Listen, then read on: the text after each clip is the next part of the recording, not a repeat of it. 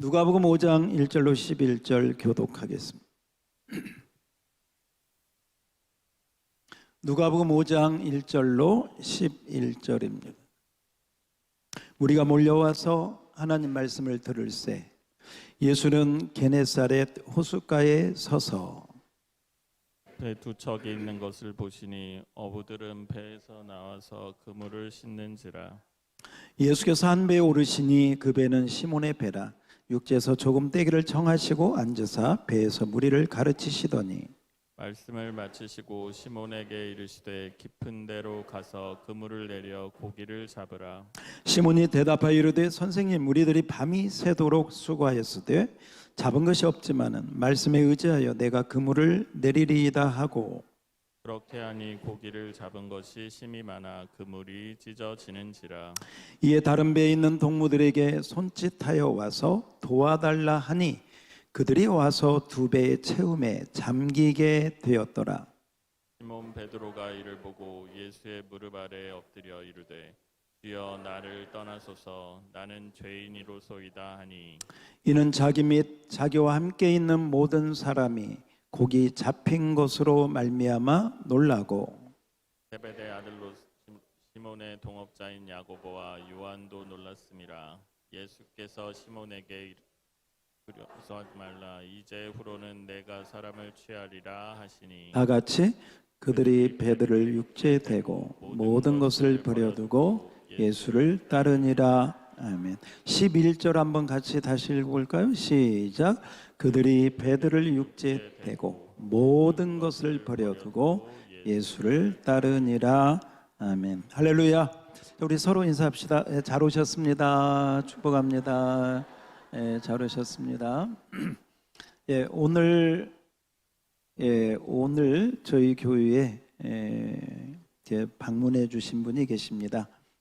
우리 김명순 우리 성도님 인도로 우리 문준성 형제님이 오늘 저희 교회 방문했습니다. 잠깐 한번 일어나시면 박수로 환영하겠습니다. 할렐루야.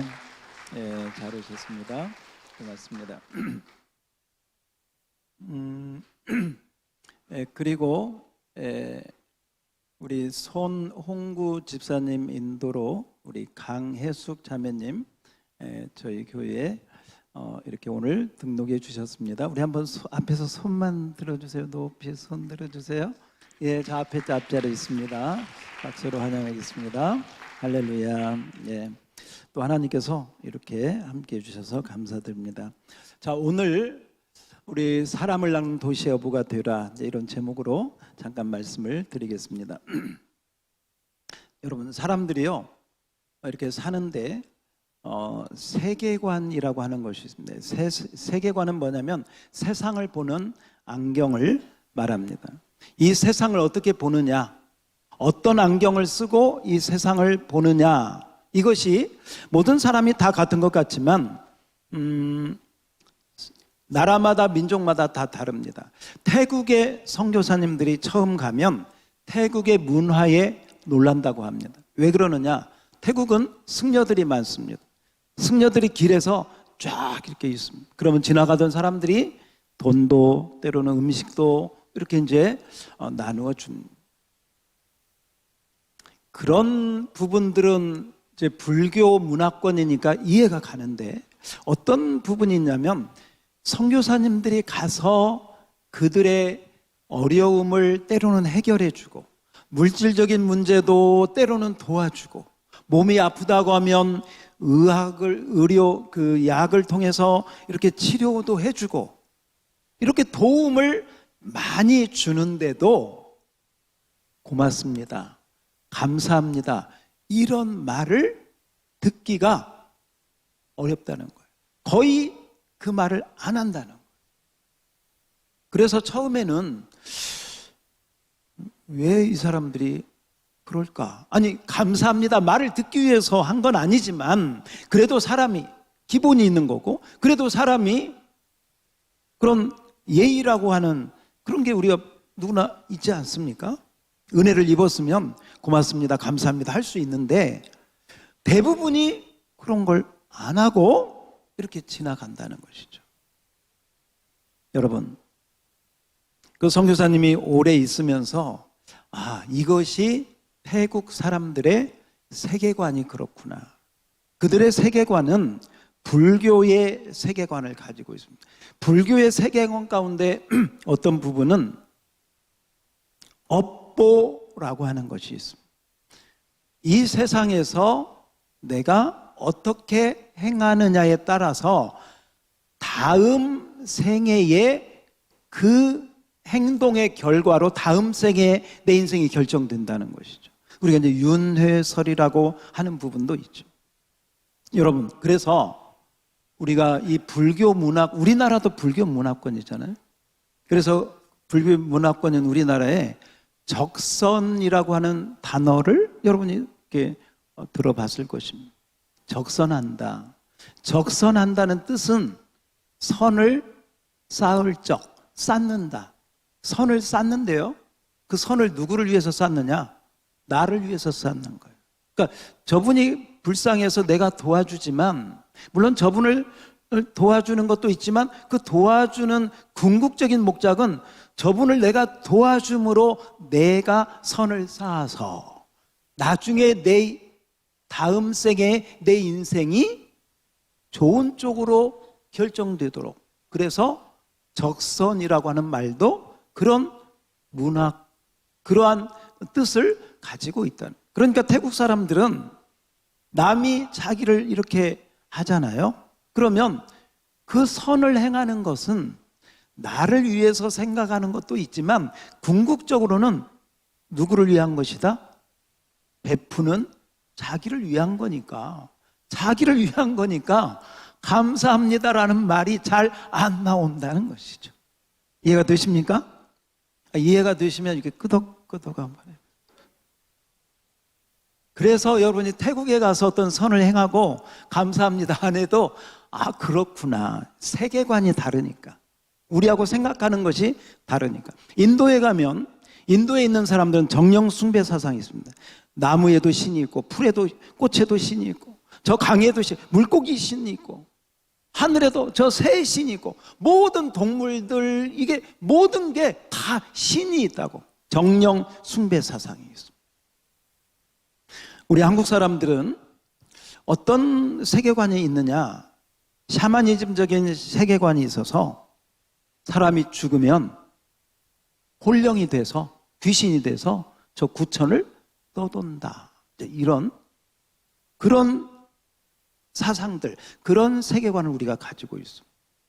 근데 여러분, 그런 세계관을 가지고 있다가도 성경을 보고 믿음을 가지고 성경적인 세계관을 갖게 되면 이게 바뀌게 되는 거죠. 교정되는 것이죠. 성경적인 세계관이 이게 진리구나, 이게 맞는 것이구나. 사람이 죽으면 구천을 떠도는 게 아니라 한 번 죽는 것은 사람에게 정하신 것이요, 그 후에는 심판이 있어서 천국으로 가든지 지옥으로 가든지 둘 중에 하나 가는 것이지, 어디 중간에 천주교는 연옥을 만들어 가지고 중간에 어디 있다가 또 뭐 거기서 잘하면 가고, 성경에 연옥이 없습니다.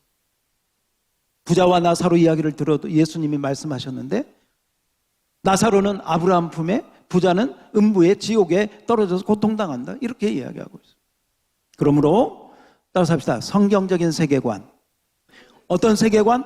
성경. 왜 제가 초두에 이 말씀을 하냐면, 오늘 우리 바다 이야기, 이 고기 잡는 얘기를 할 때도 갈릴리 바다를 배경으로 하고 있기 때문에 이 바다에 대한 부분을, 유대인들은 어떤 세계관을 가지고 있었나. 자, 유대인들은 이전에도 제가 한번 말씀드린 거, 하늘, 땅, 바다. 다시 한번 이 세 개의 세계관을 가지고 있어요. 하늘, 땅, 바다. 그래서 하늘은 천상세계, 영적인 그런 존재들이 있는 곳. 땅은 우리 인간들이 생활하는 곳. 그 다음에 바다. 자, 오늘 갈릴리 바다에서 고기 잡는 이 바다는 그들이 생각할 때 땅, 바다 위에 이 육지가 떠 있는 것으로 그들은 이 생각을 가지고 있었습니다.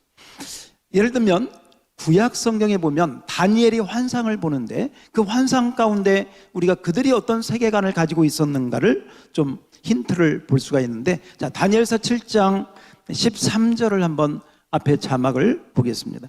다니엘 7장 13절에 보면, 여기 보면 다니엘이 환상을 봅니다. 기도하다가. 그런데 둘째 줄 보세요. 인자 같은 이가 뭘 타고? 인자 같은 이는 바로 구약의 메시아, 신약의 예수님을 말합니다.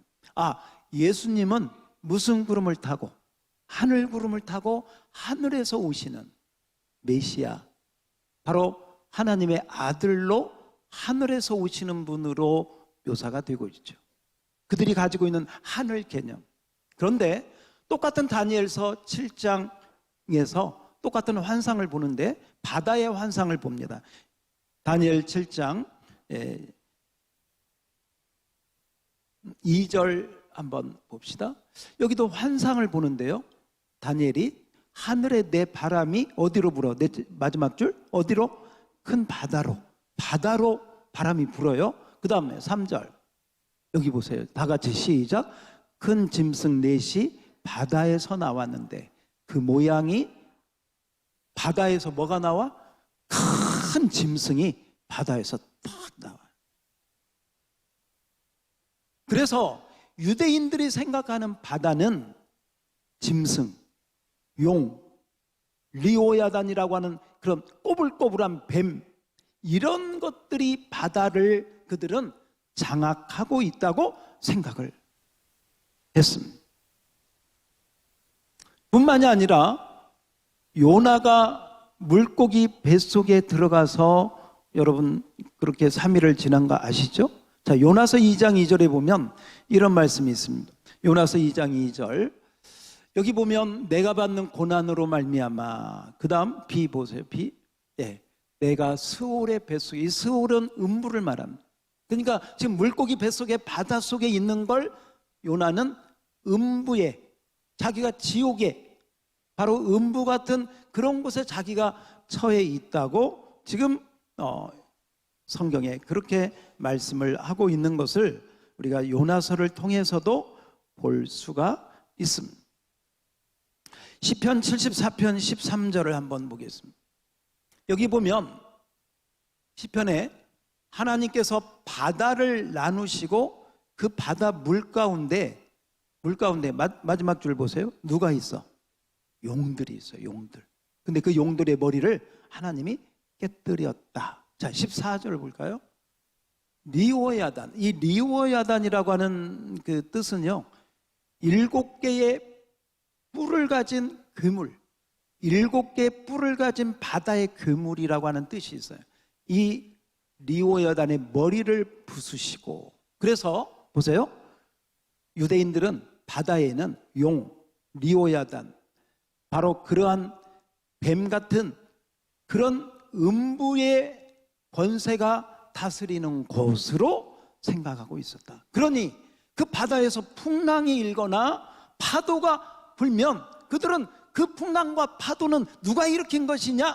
바로 그 바다에 있는 용이, 그 리오야단이 일으켜서 자기들을 잡아먹으려고 하는 그런 생각을 가지고 있었다. 그래서 그들에게 바다는 두려움과 공포의 대상이었다 하는 것이죠. 오늘 바로 그 바다에서 베드로 이야기가 나옵니다. 바로 그 바다에 예수님 말씀이 나오고 있습니다. 그래서 오늘 우리가 본문으로 들어가기 전에 먼저 바다는 바로 그런 음부의 권세가 장악하고 있는 곳, 바로 이러한 뱀과 용과 리오야단 같은 괴물들이 다스리고 있는 곳이 유대인들이 생각했던 바다였다라고 여러분들이 한번 염두에 두시고 오늘 말씀을 진행했으면 좋겠습니다. 지난주 여러분 기억력 한번 테스트를 하겠습니다. 하나님의 직업이 있다고 그랬어요. 하나님의 직업이 뭐라고 그랬어요? 무슨 농사? 무슨 농사? 구원 농사. 아유, 잘했습니다. 우리 한번 박수 한번 쳐줍시다. 무슨 농사? 구원 농사.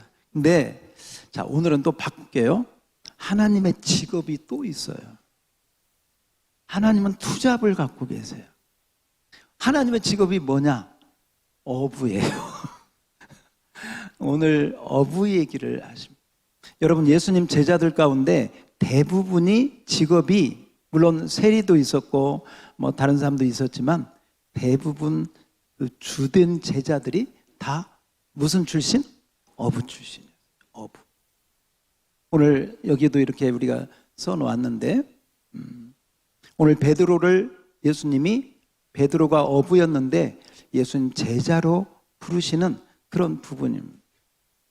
자, 오늘 이 어부였다는 말은 왜 예수님께서 어부들을 많이 불렀을까 할 때 이 세계관, 갈릴리 바다, 바다, 용, 리오야단, 바로 그 가운데 물고기를 잡던 그들에게 예수님이 이제 네가 고기를 잡는 그런 어부가 아니라 누구를 건져내는, 사람을 건져내는, 사람을 낚는, 그럴 때 이런 바다의 배경의 세계관을 여러분들이 잘 알 때 그 의미가 더 확 살아서 단순히 고기가 사람으로 바뀐 게 아니고 이 바다라고 하는 배경을 여러분들이, 유대인들이 어떤 생각을 가지고 있는 것을 알 때 왜 예수님께서 바로 그 많은 제자들, 어부들을 불렀는가를 우리가 더 잘 이해할 수가 있겠다 하는 것이죠. 자, 우리 한번 설교 요약란을 한번 보도록 하겠습니다. 펜을 가지시고, 자, 펜 없으시면 우리 손 드시면 도와드리겠습니다. 자, 우리 한번 앞에 같이 한번 보겠습니다. 시작. 주님께서는 제자들을 선택하실 때 유독 누가 많았어요? 네, 어부들이 많았습니다. 자, 이것은 바다에서 고기 잡는 일이 당시 유대인들의 세계관, 이렇게 쓰세요. 세계관. 자, 유대인들의 세계관은 하늘, 땅, 그리고 땅 아래 바다, 이렇게 하늘, 땅, 바다, 그리고 바다 옆에 음부, 용, 그렇게 바로 바다는 바로 그러한 음부의 곳이다, 이런 생각을 가지고 있었다는 것이죠. 자, 유대인들의 세계관으로 사도의 부르심으로 연결되기 때문입니다. 본문은 베드로가 제자로 부르심을 받는 장면입니다. 자, 그런 면에서 이 의미가 무엇일까? 자, 1번 다 같이 시작. 갈릴리 바다의 의미는 무엇일까요? 갈릴리 바다의 의미. 자, 계속 시작. 바다는 유대인들에게 있어서 음부나 스올로 인식되었고 용이나, 자, 한번 쓰세요. 리워야단.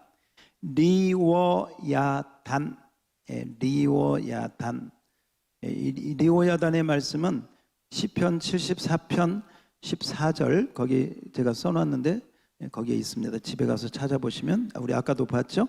자, 리워야단이 사는 곳. 이 리워야단은 뭐냐? 7개의 뿔이 달린 괴물, 7개의 뿔이 달린 괴상한 괴물을 그들은 그만큼 무서운 존재가 바다를 다스린다 생각한 거죠. 우리로 말하면 사탄 마귀라고 할 수 있겠습니다. 사탄 마귀. 그 마귀가 죽음, 공포, 이런 것으로, 풍랑, 이런 것으로 다스리는 곳, 그걸 바다라고 생각했다. 그래서 바다는 두려움의 장소였다. 그렇게 하면 여러분 이해가 되시죠?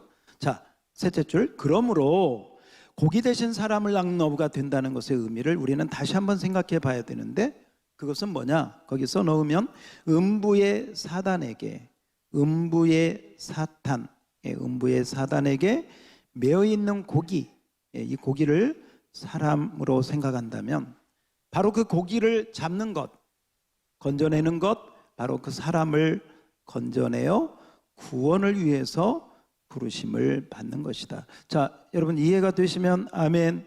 네. 그래서 단순히 고기로만 생각하면 안 되고 그냥 저 물이 있는 바다로만 생각하면 안 된다. 바다의 배경, 유대인들의 세계관하고 합쳐서 그렇게 생각을 하시면 되겠습니다. 자, 그런데 바로 그 바다를 주님은 어떻게 하시는가? 2번입니다. 2번. 다 같이 시작. 주님은 바다를 다스리는 분이시다. 다스리신다. 한번 성경을 봅시다. 그대로 시작. 바다의 풍랑이 사납게 일 때 주님께서는 바다와 풍랑을 꾸짖어 잠잠하라 고요하라 그랬더니 딱 바다가 고요해졌습니다.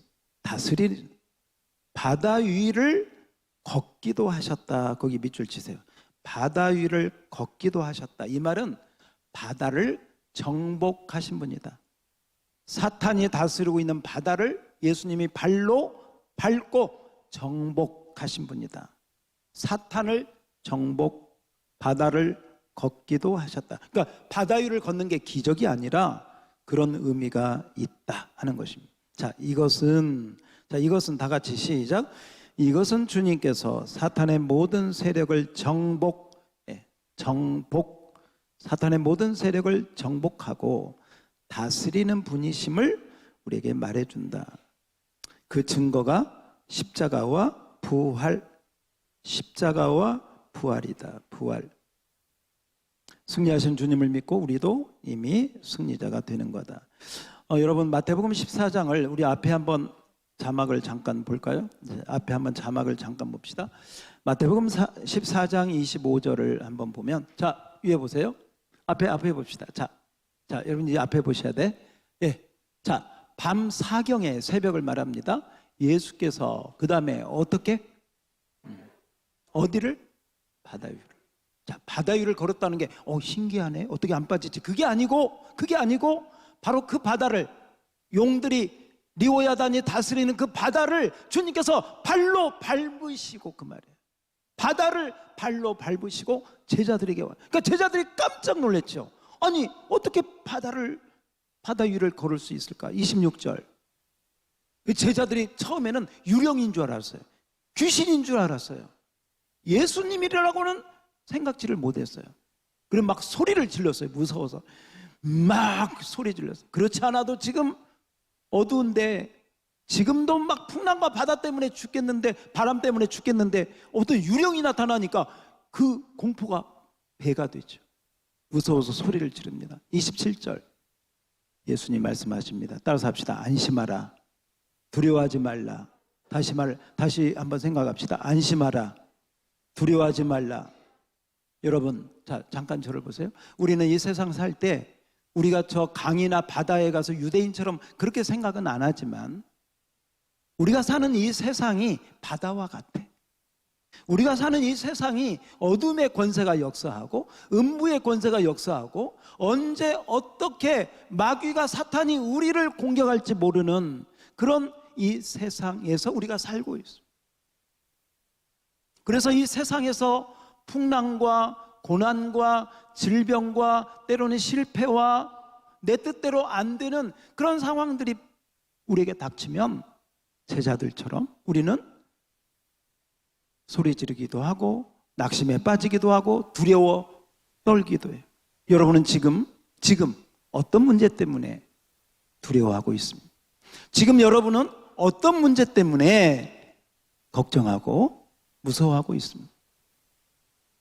오늘 주님께서 이 시간, 지금 이 시간, 이 자리에 계신 저와 여러분에게 주님이 말씀하십니다. 바다 위를 걸어오신 주님, 사탄의 머리를 정복하고 사탄의 모든 것들을 다 잠재하고 오신 주님께서 우리에게 말씀하시는 거예요. 따라서 합시다. 안심하라. 두려워하지 말라. 이 말씀을 레마의 말씀으로 받기를 축원합니다. 다시 한번 따라서 합시다. 안심하라. 두려워하지 말라. 우리 마음의 두려움이 떠나갈지어다. 우리 마음의 걱정 근심이 잠잠하여질지어다. 왜? 우리 주님은 바다 위를 걸으신 분임을 믿습니다. 뿐만이 아닙니다. 28절을 보세요. 이때 베드로가 어떤 용기가 생겼는지, 만약에 앞에 계시는 분이 유령이 아니라 귀신이 아니라 예수님이라면 나도 물 위를 걸어오도록 해주세요 하고 아뢰었어요.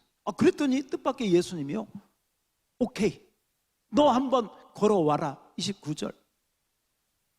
오라 하시니, 다 같이 읽어요. 시작. 오라 하시니 베드로가 배에서 내려 물 위를 걸어서, 지금 누가 걸어가는 거예요? 베드로. 여러분, 베드로는 우리 믿는 자의 대표인 줄 믿습니다. 예수님이 바다 위를 걸으시고 사탄과 음부의 권세가 있는 그 용들의 머리를 깨부수고 그 바다 위를 걸으시고 정복했기 때문에 저와 여러분도 그 사탄의 권세를 이기고 정복하고 우리도 바다 위를 걸을 수가 있다 없다? 다시 한번 있다 없다? 따서 합시다. 나도 바다 위를 걸을 수. 할렐루야, 아멘. 우리에게 주시는 말씀인 줄 믿습니다.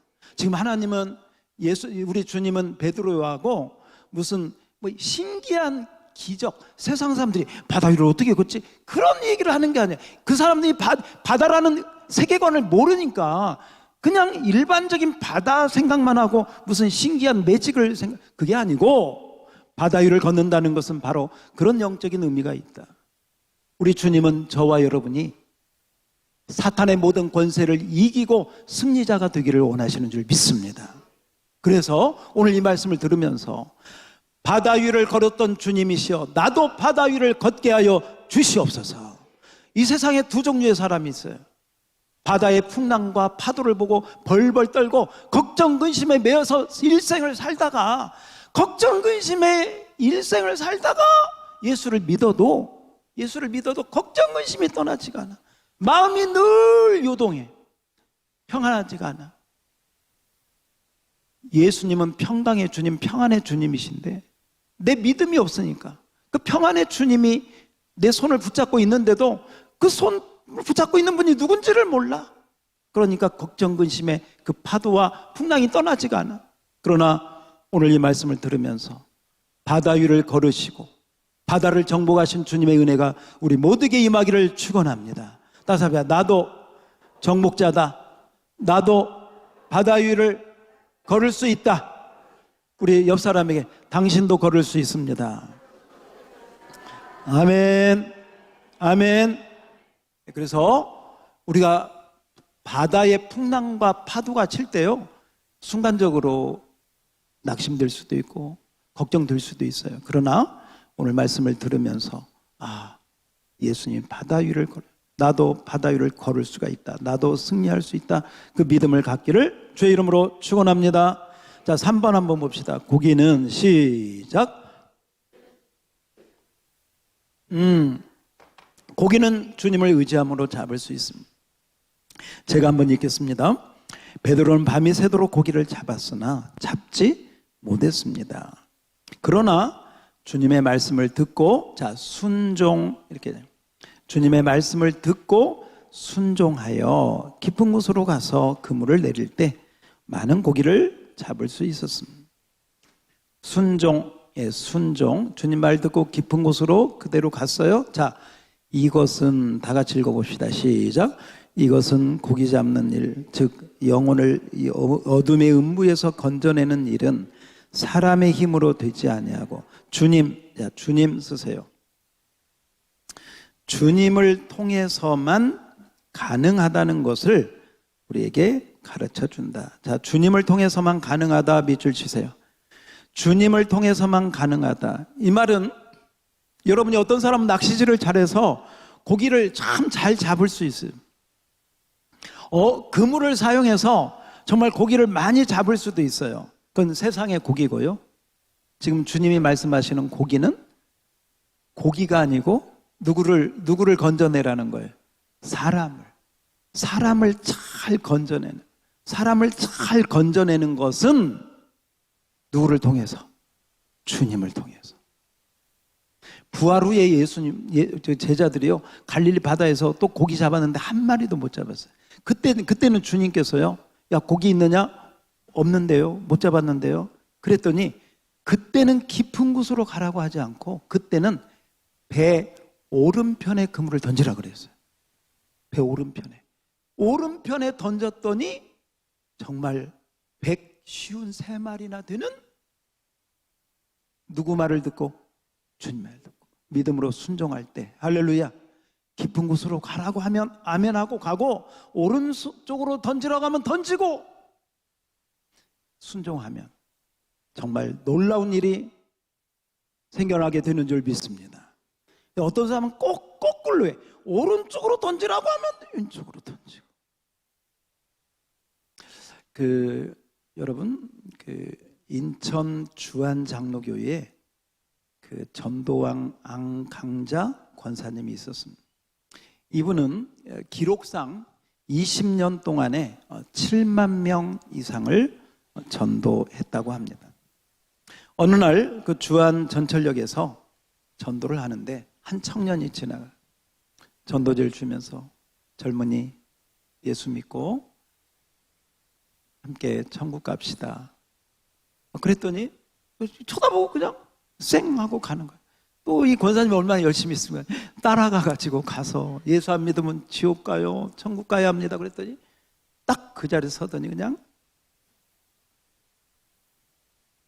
그냥 머리를 한 대 팍 쳐가지고 그 아스팔트 거기에 코피가 나면서 쓰러졌습니다. 나중에 보니까 깡패 생활을 하고 있던 젊은. 그런데 일주일 후에 이 권사님한테 전화가 왔습니다. 보니까 그 청년 어떻게 알고 전화를 했는지 전화가 왔습니다. 제가 죄송합니다. 제가 우리 권사님 그렇게 때린 후 코피 쏟고 땅에 쏟아진 걸 보는데 그동안에 내가 많은 사람을 두들겨 패고 쌈박질도 하고 그렇게 살았지만 한 번도 그런 적이 없었는데 제가 권사님 때린 이후로 저녁에 일주일 동안 잠을 못 잤습니다. 권사님이 그 코피 흘리고 쓰러진 그 모습이 계속 떠올라서 일주일 동안 잠을 못 잤습니다. 저를 용서해 주십시오. 그러면서 이 친구가 하는 말이에요. 저도 아주머니가 믿는 예수를 믿어도 되겠습니까? 얼마나 놀라운 일이에요. 뭐 이분이 기다렸다는 듯이 이분이 그 청년을 잘 인도했고 그 청년이 이 권사님의 인도와 정착을 통해서 성경 공부를 하고 더 하나님을 알고 싶다고 신학을 공부하고 그래서 그분이 지금 김기영 선교사님이라고 필리핀에 가서 선교를 하는 선교사님이 되었습니다. 할렐루야, 할렐루야. 이 권사님이 이런 그 성령의 인도와 주님의 인도를 따라서 전도를 해서 어느 때는 어느 한 해에는 9,500명까지 전도를 했다고 합니다. 그런데 이분이 어떻게 해서 예수를 믿게 되었나 그것도 참 드라마틱한데 이 집안이 유교 집안, 이 제사 지내고 하는 그 장손의 5대 독자 집안의 며느리로 이분이 그런데 이제 자기가 사기 남편이 4대고 아들이 외아들이 하나 있는데 5대 독자야. 5대 독자인데 이게 호흡기 질환이 있어가지고 이게 보통 이게 어려운 게 아니에요. 불치병이라고 하고 자칫 잘못하면 생명이 오갈 수 있는 그런 병원이라고 한 병원은 서울에 유명하다는 병원은 다 다녔는데도 이게 해결이 안 되는 거예요. 그래서 고민을 하고 있는데 이웃집에 어떤 분이 당신 아들 예수 믿으면 치료가 된다. 하나님 앞에 돌아오라. 예수 예자도 꺼내지 말라고. 우리 집안이 지금 몇 대째 지금 유족 집안이고 지금 독자고 꿈에도 그건 생각을 못한다. 그런데 여러분 자식이 죽어가는데 자식이 그 병 때문에 아무것도 못하는데 부모 마음이 어떻겠어요? 정말 세상에서 하는 말로 실오락이라도 붙잡고 싶은 마음이 있어서 남편 몰래 교회를 나가기 시작했어요. 그리고 아들을 위해서 기도하기 시작했습니다. 아들의 그 정말 호흡기 질환이 치료될 수 있도록 하나님께 작정하면서 열심히 기도했습니다. 그런데 여러분, 내 아들 좀 고쳐달라고 하나님이 계신다면, 내 아들 좀 고쳐주시면 내가 주님 뜻대로 살겠다고 기도를 얼마나 했는지 하나님이 그 기도를 응답해 주셨어요. 아들의 병세가 점점 호전되더니 좋아졌습니다. 그리고 왕께 되어서 이제 아들과 함께 교회를 나오게 되었는데 남편이 아주 절대 반대하니까 남편 몰래 교회를 여러분 뭐 그런 분들이 있잖아요. 가끔씩 집안이 또 시어머니가 반대하니까 아무튼 이분도 남편 몰래 그렇게. 그런데 이분이 예수를 믿고 나니까 몰래 다니니까요 더 믿음이 간절해지고 목사님 설교 하나가 더 와닿고 더 붙잡고 기도하게 되고 그러면서 막 믿음이 더 커지게 되었습니다. 나중에 어떻게 해요? 꼬리가 길면 남편이 알게 됐습니다. 불러가지고 그동안에 그렇게 부부 사이가 좋았는데 남편이 얼마나 화가 났으면 그냥 때리고 절대로 못 나가게. 그런데 이 안강자 그 권사님이 구타를 당하고 처음으로 결혼하고 구타를 당했다. 그래도 기도하면 내 아들 살려주신 그 하나님을 내가 어떻게 떠날 수 있냐. 난 절대로 떠날 수 없다. 내 영혼을 내 아들 살려주신 그 하나님을 위해서 나는 믿음을 그만둘 수 없다 하고 열심히 두드려 맞으면서 교회를 다녔고 또 그 마음을 가지고 아들을 데리고 다니면서 전도를 하기 시작했습니다. 그랬더니 남편이 구타를 하고 이제 이혼까지 하자고 극단적인 말을 하기 시작했습니다. 정말 어떻게 해야 되나 결정을 해야 될 그런 상황이 되었습니다. 기도밖에 없었다고 합니다. 작정하고 하나님께 기도하는데 어느 날 자기 집이 4층에 있었는데 그 4층 계단을 올라가는데 갑자기 성령님이 눈물을 막 주시면서 눈물을 흘리면서 남편을 위해서 기도를 시켰습니다. 그리고 문을 열고 들어가서 이렇게 남편을 보니까요 참 놀랍게도 남편이 순한 양이 되어서 나도 당신 따라서 교회 가겠다. 할렐루야. 할렐루야. 이런 그 역경이 있는 것을 통해서 그 남편이 이전에 그 건설 회사도 김상순 건설 회사를 경영하고 있었는데 이렇게 하나님 믿고 다윗 건설 회사하고 이름도 바뀌면서 온 가정이 믿음으로 정말 축복받는 가정이 된 줄로 믿습니다. 여러분 따라서 주님의 말씀을 듣고 순종하면 하나님이 일하신다. 할렐루야. 그 은혜가 우리 모두에게 임하기를 주의 이름으로 축원합니다. 축원합니다. 누구를 통해서? 주님을 통해서. 자, 우리 마지막 부분 한번 읽어볼까요? 이 시대 시작. 이 시대는 주님께서 모든 신자들을 제자로 부르고 계십니다. 우리가 평택과 고덕의 도시의 어부들이 되어야 됩니다. 어부 쓰세요. 도시의 어부예요. 근데 우리는 저 바닷가에 가서 고기 잡는 게 아니라 이 도시에서 사람을 건져내는 도시의 어부들. 여기 앞에 플랜카드도 그래서 도시의 어부들이라고 했습니다. 자, 도시의 어부들이 되어야 합니다. 다 같이 시작. 주님의 음성을 듣고 순종하여 영혼들을 건져 올려야 합니다. 복음의 낚싯대 3분 브릿지를 통하여 놀라운 하나님의 일하심을 볼 수 있기를 기대합니다. 거기 하나 마지막으로 한번 적어봅시다. 예수님 말씀을 잘 듣고 순종하면, 쓰세요. 예수님 말씀을 잘 듣고 순종하면 내 인생에 예수님 말씀을 잘 듣고 순종하면 깊은 데로 가면 깊은 데로 가고 오른쪽에 던지라고 하면 오른쪽에 던지고 참으라고 하면 참고 기다리라고 하면 기다리고 순종하면 내 인생도 대박 난다. 이렇게 쓰세요. 대박. 오늘도 고기가요 정말 그물이 찢어질 정도로 대박. 안강자 권사님 가정이 그 인생이 대박 났잖아요.